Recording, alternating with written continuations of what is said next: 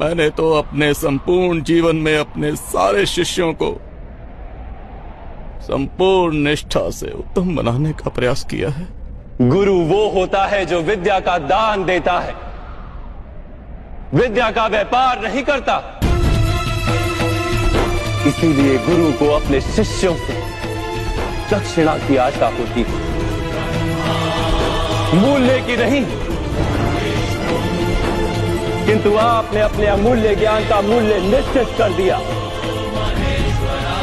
अपने ज्ञान के बदले में अपने शिष्यों से प्रतिशोध मांगकर आपने न केवल अपने जीवन में विष घोल दिया, अपितु अपने शिष्यों के जीवन में भी विष घोल दिया।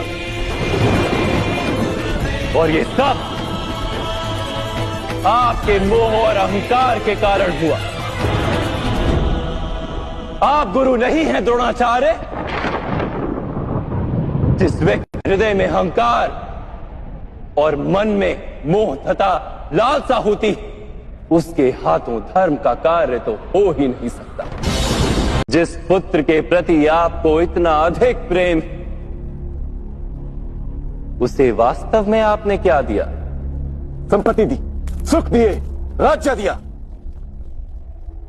संस्कार दिए, विद्या दी, धर्म का ज्ञान दिया। गुरुदेव, क्या आप उसे कुछ भी ऐसा दे पाए जिससे उसे आपके रक्षा की आवश्यकता ही ना?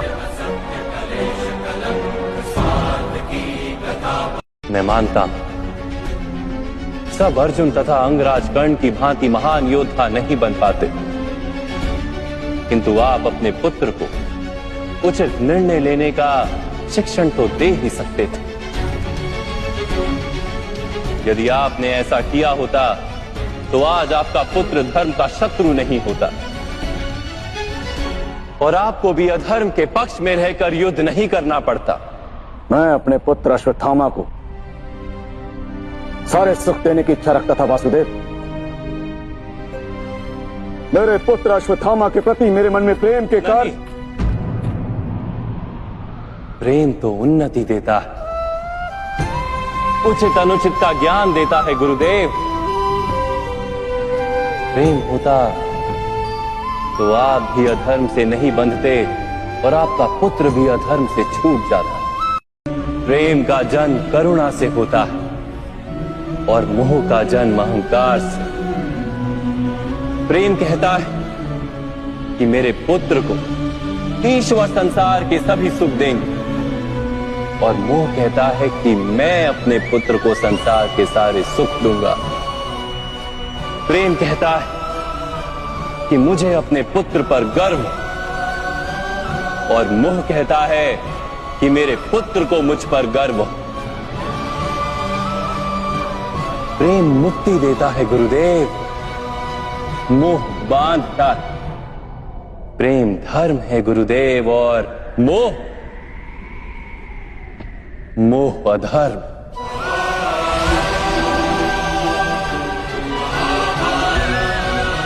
मैं ज्ञान, सृष्टि, चैतन्य और पर ब्रह्म, मैं सब कुछ हूं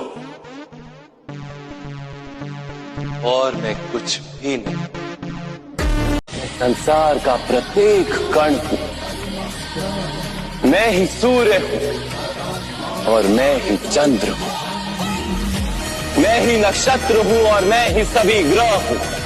मैं सूर्य से भी अधिक पुरातन और किसी वृक्ष पर खिली कली से भी नया। संसार